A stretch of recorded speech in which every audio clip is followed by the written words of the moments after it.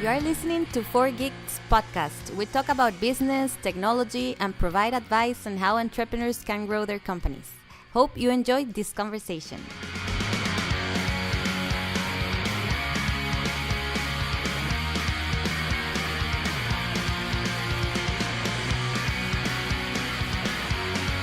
Hello everyone and welcome to a new episode of the 4Geeks podcast.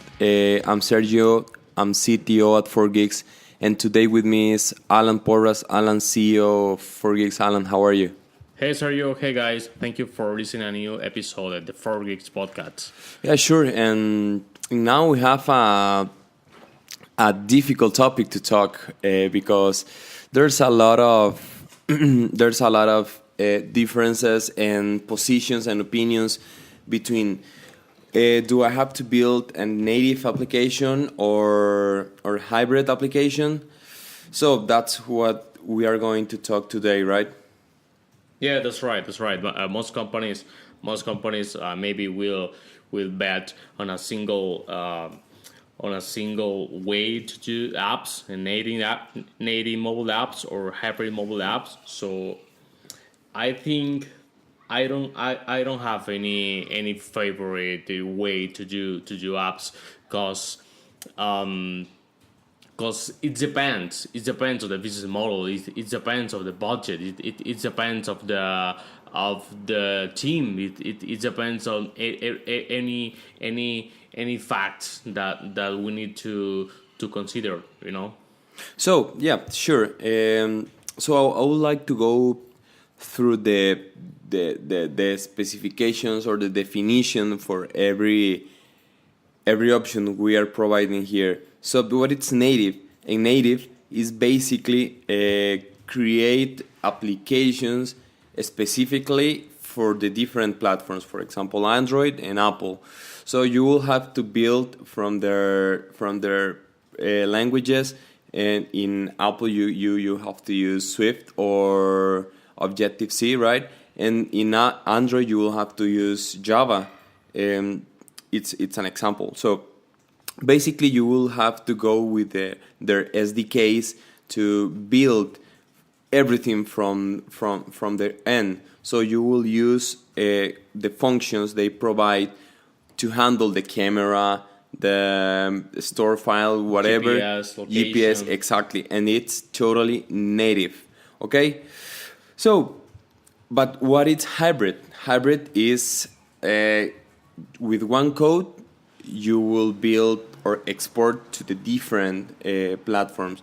So by building an app using HTML, CSS, JavaScript, you will be able to export that to the different platforms, Apple and Android. So that's hybrid app. And it's the difference is the way we do stuff, because in the native we go with the native stuff of the applications. It's more powerful. With hybrid we can face some limitants over the development, but we can go fast to market. Yeah, that's right. I think, Sergio, the big thing here is the performance, the app performance. So,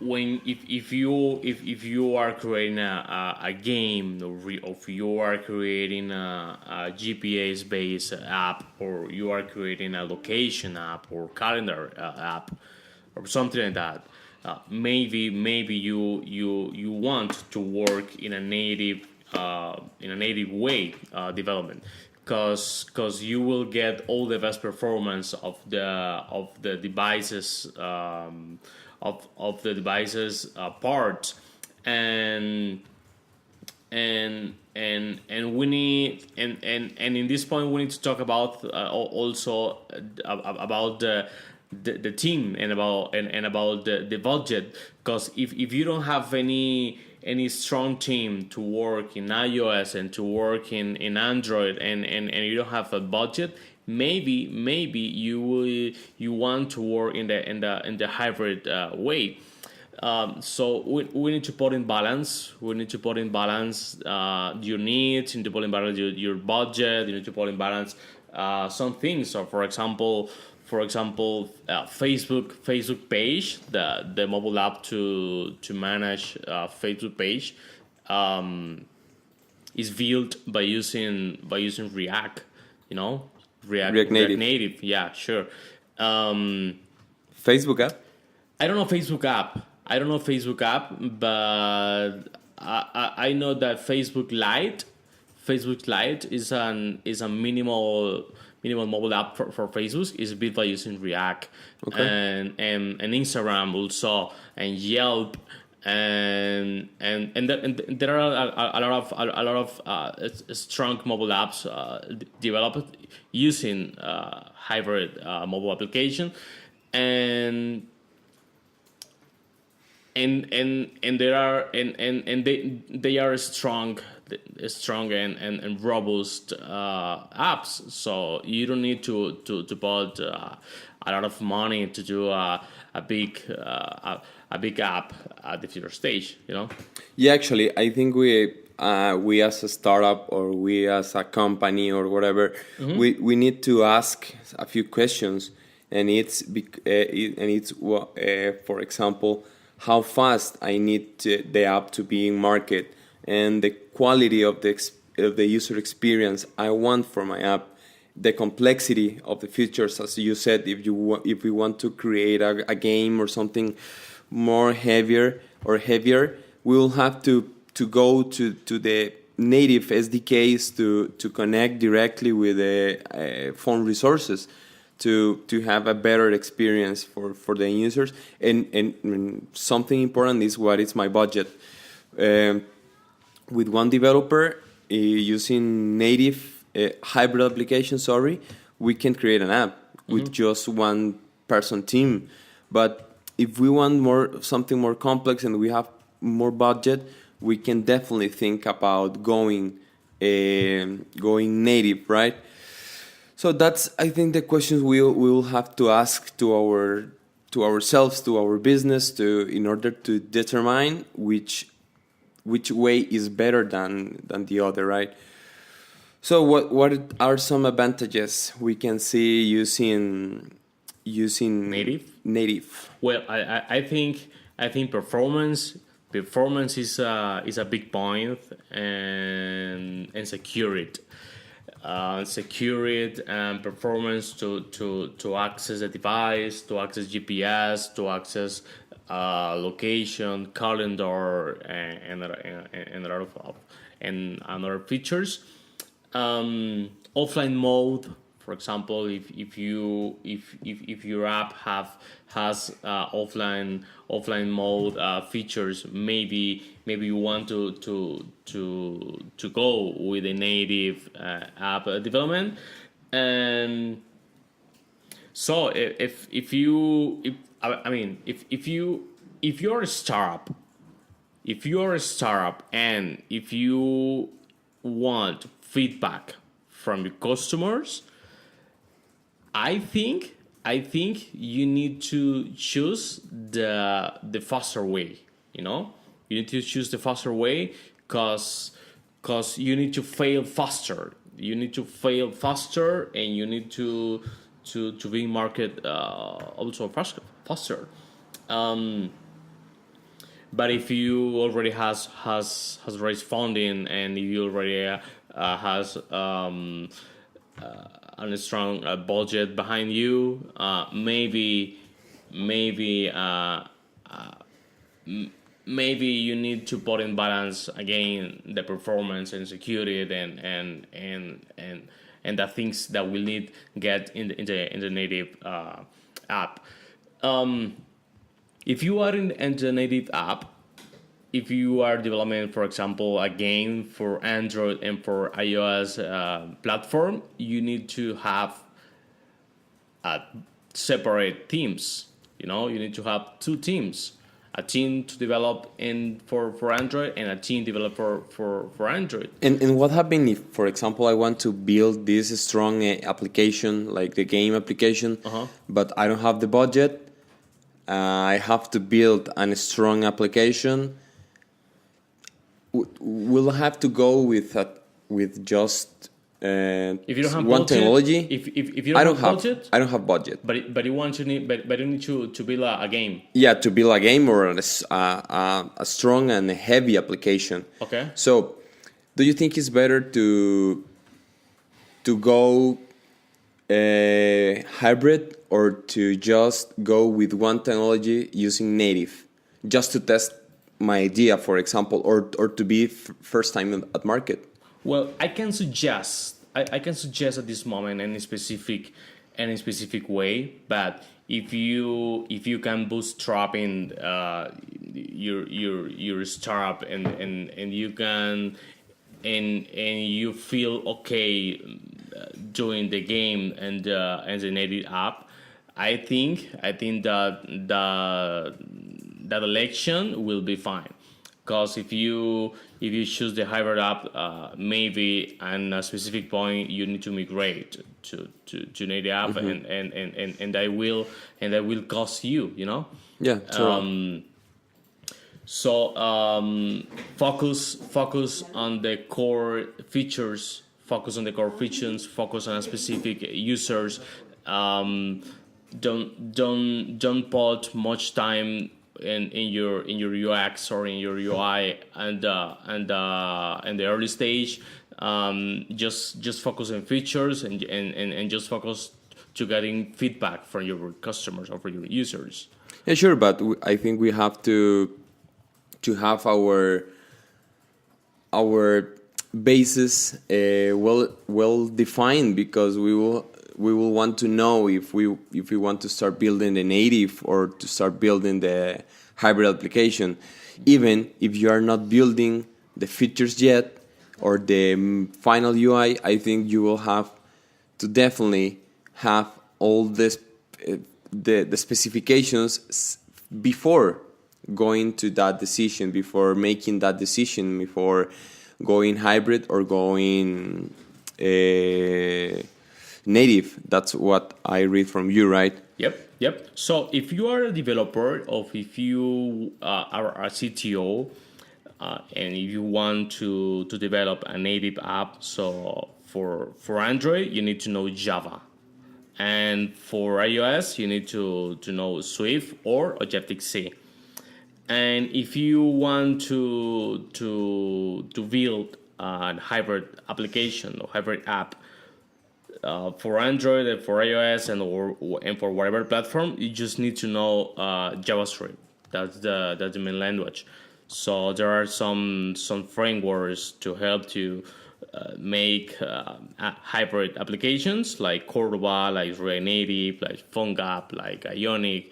And I think there are a lot of frameworks to help you make hybrid applications. Yeah, sure, definitely. But adding something to what you said, if you are a developer or like me, for example, or if you are thinking about building a strong team using Objective-C, using Swift, or using Java, you may know that probably this knowledge is expensive than the hybrid application, totally, because those languages are more specific and more difficult to go live than, for example, JavaScript, which is more natural between the developer community. Yeah, a single JavaScript guy can develop an app, for example, in a week for Android and for iOS at the same time, at the same time with the same code. Yes, exactly. And something nice, I was reading about React, and we discussed here at the office, and it turns out that if you build a website with the front end based on React, you will probably migrate easily to React Native. Your current code can be migrated easily to React Native. So that's something cool, because with one team you can build almost all the applications the web applications, the mobile applications as well. So that's something we can really think about and make the current decision for our business and for our product. That at the end is what we want, to save money but use it with intelligence, right? And continue with the developer thing, using the, as Allan said, the hybrid features. There's a lot of tools or technologies we can use, like Onsen UI, which is almost a framework that works with Angular, React Native, Ionic. Actually, I think there's a lot of tools out there to create hybrid applications. The one I most enjoy to work with is definitely React, because I think Facebook is doing a good job with the technology providing, and we can build amazing stuff. Mm-hmm. Amazing applications that will read from an API. So it totally depends on the business. Yeah, we also have native script. Native script is a framework to compile hybrid app. To compile native app with Angular code or with React code, is the framework on React Native it is based on. Yeah, totally. So we go through the advantages, the disadvantages, the technologies, different platforms we can approach, what questions we will have to ask in order to know which way is better than the other. Something you can add, Allan, before close this topic? Well, I think you need. I can suggest what you need to do, but I can say that you need to put in value all the native features and all the hybrid features and your current position. Your budget,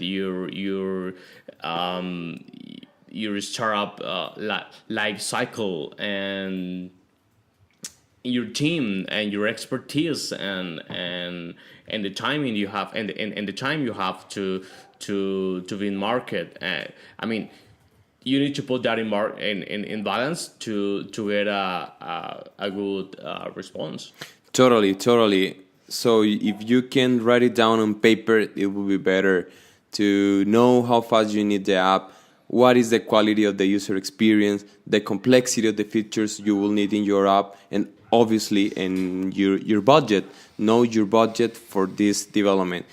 So I think it's important to also find out a company that can go with you in these questions and providing some consulting about which way to go with. And I think in 4Geeks we have that knowledge, and we can provide some guidance on building this amazing application you can have in your mind. Right, Allan? Yep. All right. Okay. That's right. Okay, so thank you so much for listening this podcast.